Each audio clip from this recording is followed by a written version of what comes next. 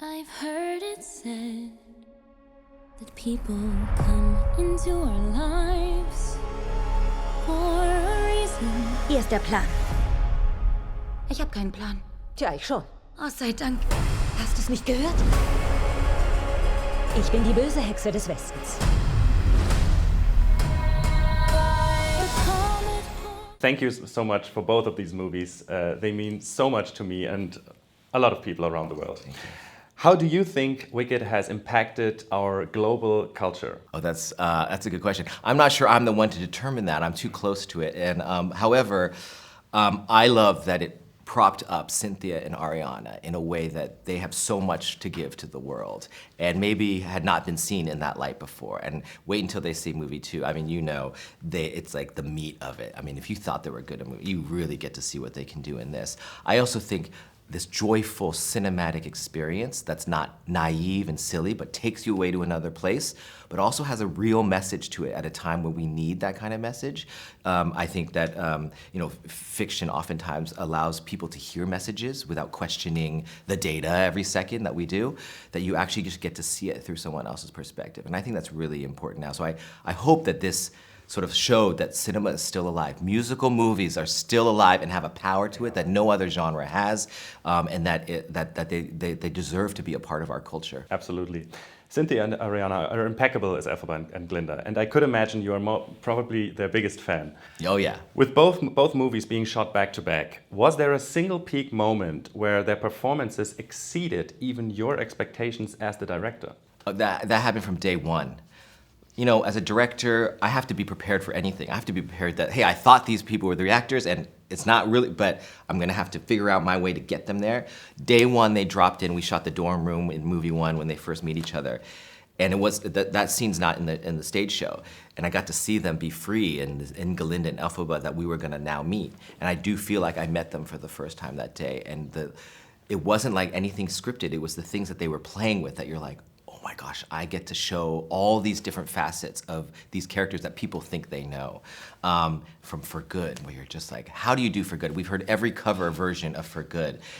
What's gonna be that different? Okay, maybe my camera will spin around and do it. Yeah. Just let them drive.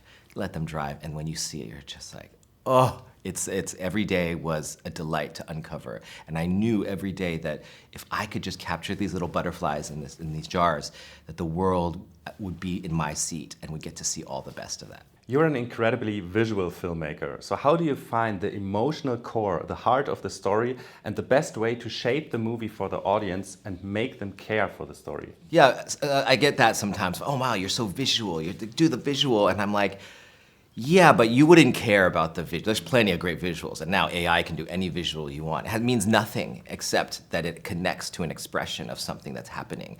And I think that's actually the ultimate sort of distilling of what a movie musical, the power of a movie musical is that it's not about being bigger, it's about being deeper. And if you can tap into, hey, what colors and what shapes and what camera moves play into what the actors are trying to do and what the story is trying to counter what the actors are doing. When you can tap into the control of that and you can actually guide it, then the audience experience suddenly feels like, wow, did you see that scope? And you're actually, no, did you feel that scope? So that's what I mostly focus on. Of course, I love pretty things, but like, that's easy. Anyone can do that. After this movie, Elphaba and Glinda, as characters, have been changed for good. Yeah. How has the process of living in and crafting these cinematic experiences inherently transformed you as a storyteller? I mean, so much has happened in the 5+ years that I've been on this. 3 children that I had during this production. I didn't know what I was capable of coming into this. I was very scared coming into this. I had to trust the process and my instincts and bring everybody in, and nobody knew exactly where we were headed. We all had to sort of link arms. And so I think I learned a lot about trusting process. I think I learned about how to get a group of people that have all these creative ideas and how to shape that and form that in something that we all wanted to do, that meant something to all of us. But in the end, I think it's about, for me, I always felt like I had to prove myself in all parts of life, in this business, in my personal life, whatever. And Elphaba and Glinda, their journeys are about not having to prove themselves anymore, surrendering to their own power.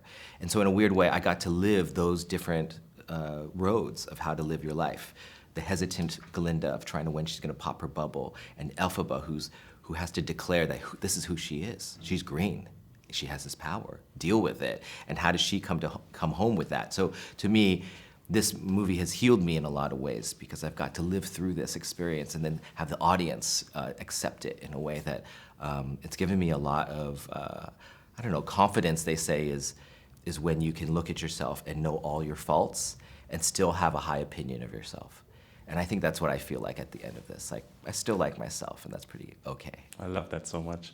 I want to give you all your flowers, not just for Wicked, but also for In the Heights. Yes, thank you. I loved In the Heights. Thank you. I'm a huge fan of the musical, and I adored the film, and I actually saw it in theaters. Yes. Here's my theater stuff. Yes! I wish everyone saw it in the theater. It's my heart. I mean, we spent so Yeah. much imagination and creativity in this movie. I love that movie, and I actually went with my girlfriend and my sister, so yeah, it was Wow. during the peak of lockdown, but we made sure to see this movie on the big screen, and yeah, And you know, Alice, who shot Wicked, shot In the Heights, and Chris, Yeah, who yeah. choreographed In the Heights. So it was we learned a lot on that movie that came into Wicked. So, and even my son that was born during the shoot of Yeah. In the Heights, his name is Heights. So, Oh, wow. yeah, he's here right now, hanging out. Yeah.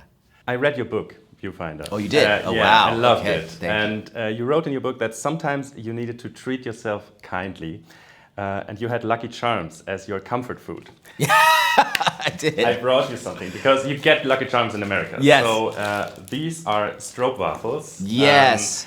They are, I don't know if you know them, but they are from the Netherlands because I'm half Dutch. Nice. I love these. I'm so excited. Thank you for the close-ups of the tulips, by the way. Loved it. Oh, loved yes. it. Good. Yes, of course. So yeah, this is just something, little something. Thank from you. me. Did you see the windmills during the tornado? We Yes. just had them spin really Yes, fast. It yes. was really funny. We're like, oh, that's really funny. Make them go faster. So thank you very much. You're welcome. You're welcome. I need this morning for sure.